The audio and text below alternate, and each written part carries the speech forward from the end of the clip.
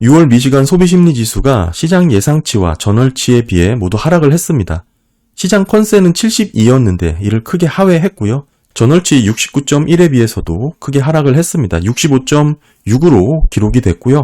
더불어서 현재 상황지수도 62.5까지 떨어졌습니다. 시장 컨센에 비해 보면 제법 크게 하락을 한 것이고요. 미래지수도 마찬가지로 전월비 소폭 하락을 했습니다.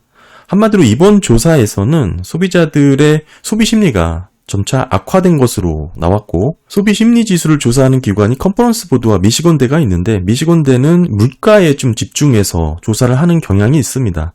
질문 사항 보시게 되면 가계의 재정 상황에 집중되어 있는데 결국 물가에 강조를 할 수밖에 없는 것이죠. 최근 물가 안정세를 확인하고 있는 가운데 나타난 소비심리라는 점을 놓고 봤을 때는 결국 소득이 줄어듦에 따른 소비심리 둔화, 그 영향이 클 것으로 보고 있습니다. 이런 부분이 결국 고용시장의 불안으로도 이어지는 부분이 있겠죠.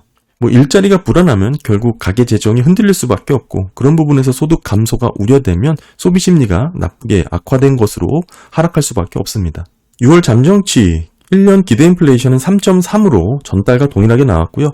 5년 기대 인플레이션은 3.1로 전달 비해 소폭 높아졌습니다만 인플레이션 이후 발발된 레벨 범위 안에서 아직은 유지 중입니다. 기대 인플레이션을 보실 때는 일반인 대상 이 서베이 방식보다는 채권 시장에서 어떻게 평가하고 있는지가 더 중요하다고 꾸준히 강조드리고 있죠. 최근에 채권 시장 흐름 보시게 되면 지금 10년과 2년 장단기 금리의 역전 폭이 재차 확대가 되고 있습니다. 더불어서 기대 인플레이션의 스프레드 차를 보시게 되면 오히려 단기물이 가파르게 떨어지고 있는 것으로 나오고 있죠.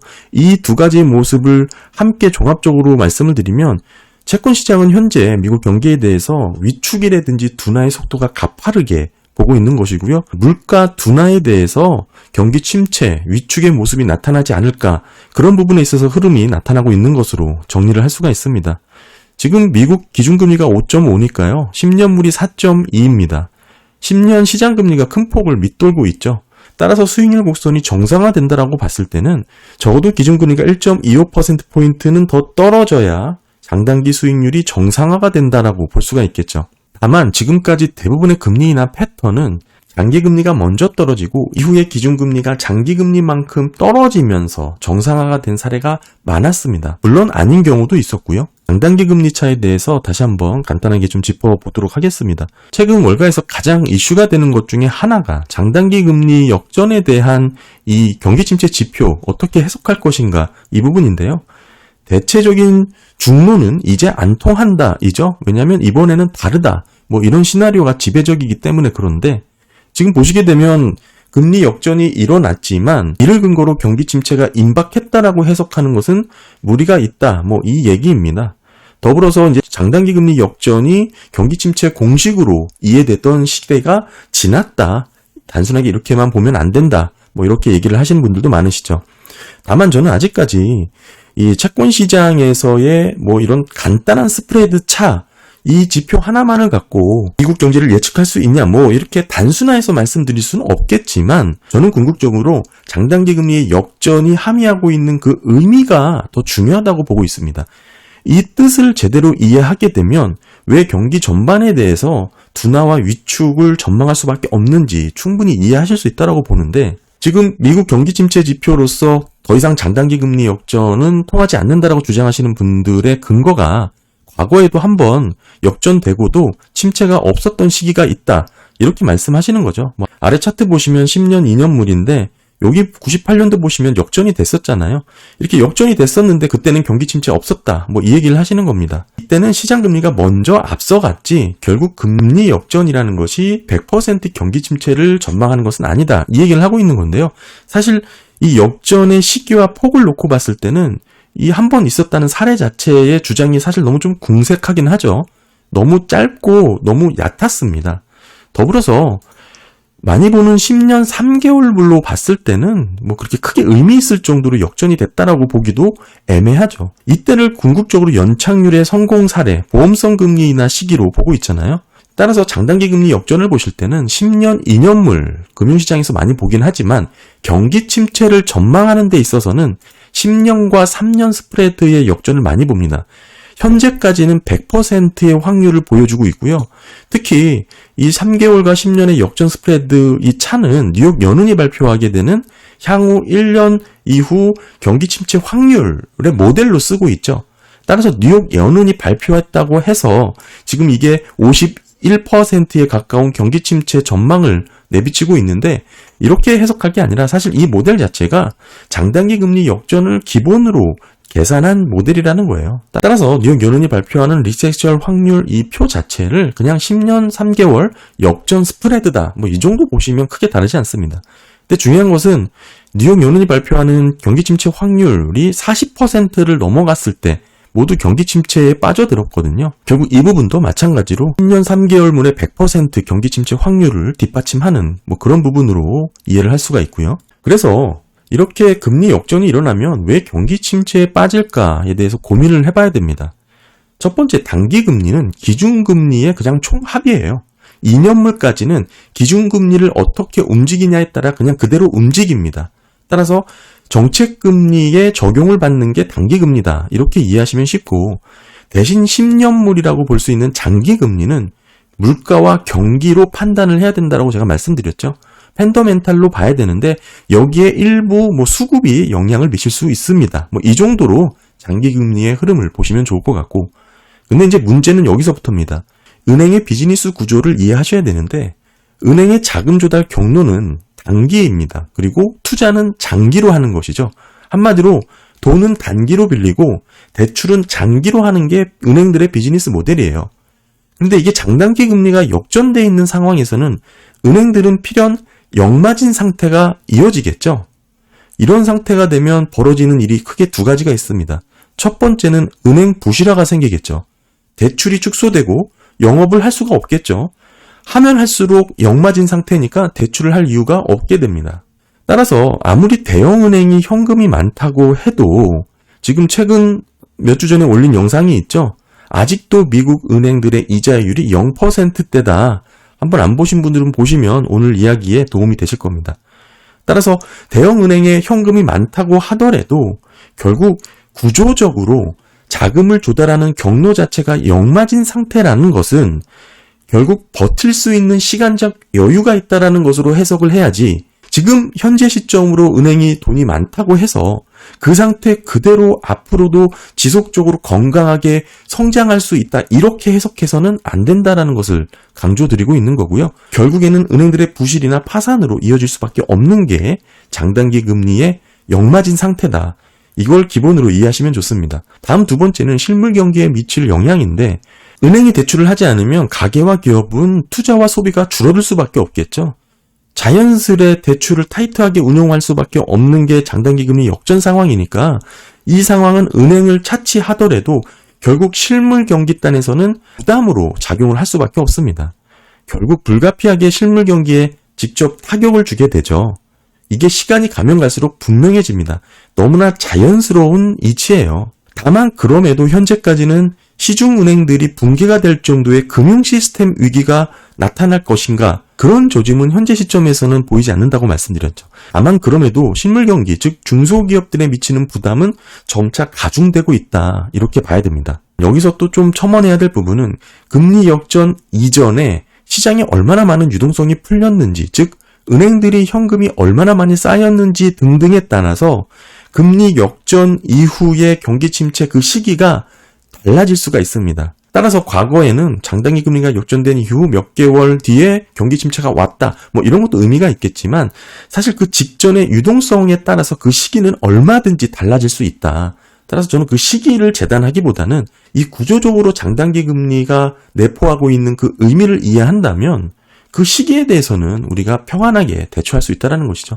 장단기 금리가 역전된 상황 그대로 경기가 개선되거나 회복될 수 없다는 것입니다.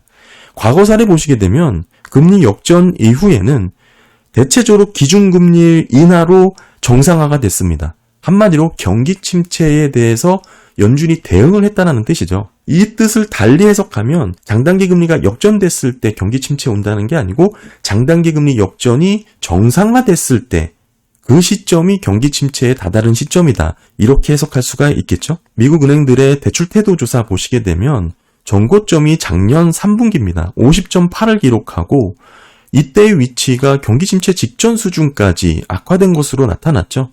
이후에 그 타이트함이 개선돼서 지금 전분기 대비 소폭 높아지긴 했지만 유지가 되고 있습니다. 하지만 지금의 위치도 여전히 대출 기준을 강화하고 있는 그 수준으로 볼 수는 있습니다. 그 수준 정도가 조금 약해졌다, 이렇게 봐야 되겠는데, 사실 이거는 서베이 조사 방식이고 실제 하드 데이터라고 볼 수 있는 전체 상업은행들의 대출 증가율, 얼마나 대출이 늘었냐 줄었냐, 이걸 봐야 되겠죠. 지금 보시게 되면 떨어져 있는 상태죠. 이 떨어져 있는 상태를 어느 위치로 볼 수 있냐면 대출 태도 조사로 보면 이 위치입니다. 여기서 서베이 조사는 개선이 됐다고 나왔지만 실제 결과라고 볼 수 있는 대출 증가율은 전혀 개선이 없어요. 낮은 수준에서 의미 있는 변화가 없습니다. 이를 통해서 우리가 엿볼 수 있는 것은 실제 상업은행들은 미국 경기가 둔화되고 위축되고 있음을 인지하고 있다는 것이죠. 이런 리스크 관리 차원에서 실제 대출은 이루어지고 있지 않다, 이렇게 해석을 해야 됩니다.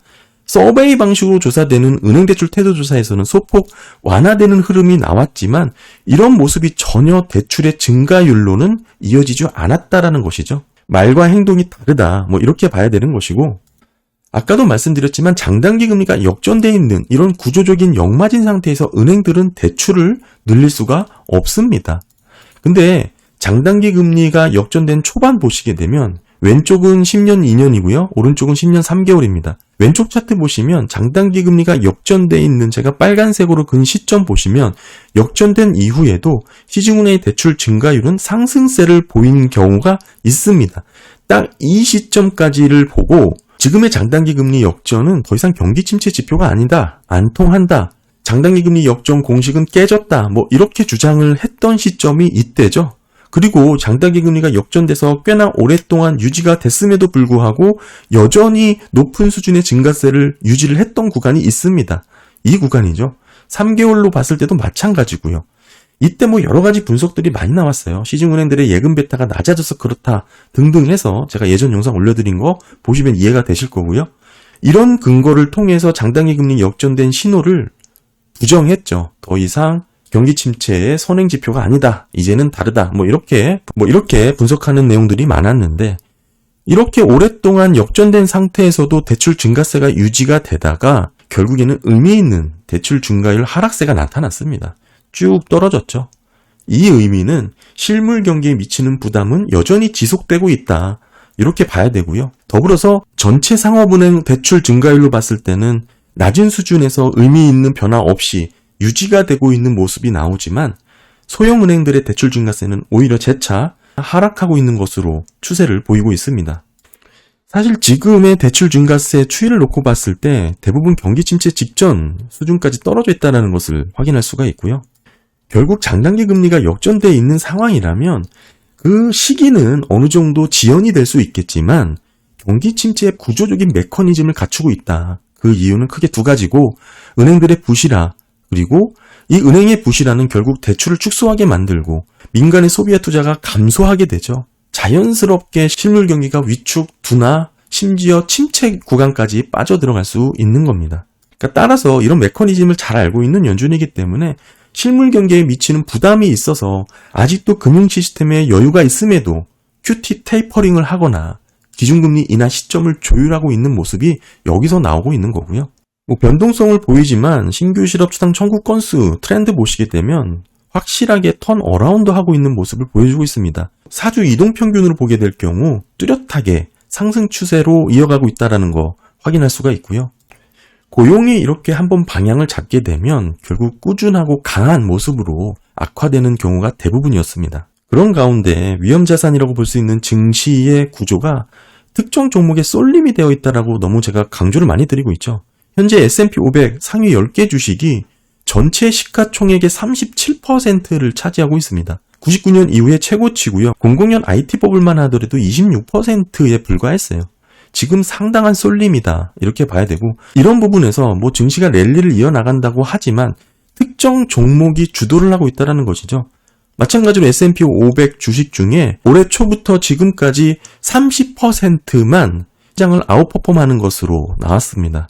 이게 23년에 29%에 비해서 소폭 높은 수준인데, 보시면 특정 종목에 쏠렸던 게 결국엔 또 IT 버블 사례랑 유사하죠. 이게 평균이 49%인데 이 정도 이상은 되어야 건강한 강세장이라고 볼 수가 있습니다. 명목 종목이 시장을 주도하고 있는 이런 쏠림의 현상이 나타나고 있다. 그런 모습을 봐야 되고, 현재까지 S&P 500 5개 주식은 지난 20년 동안을 보더라도 수익률에 기여하고 있는 그 비중 자체가 가장 압도적입니다.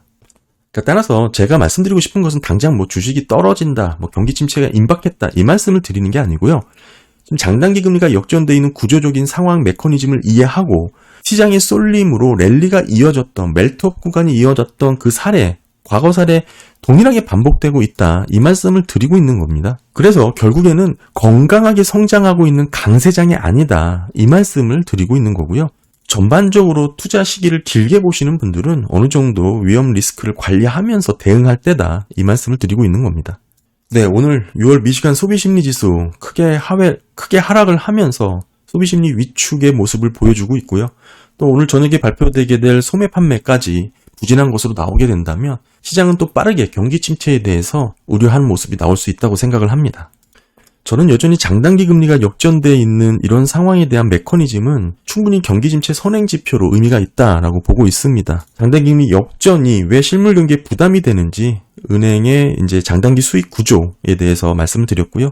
뭐 이런 부분에서 지금의 증시 랠리는 결국 경기 침체 전까지 나타나는 과열, 멜트업 구간으로 보시는 게 합당하다, 다시 한번 강조드립니다. 네, 감사합니다.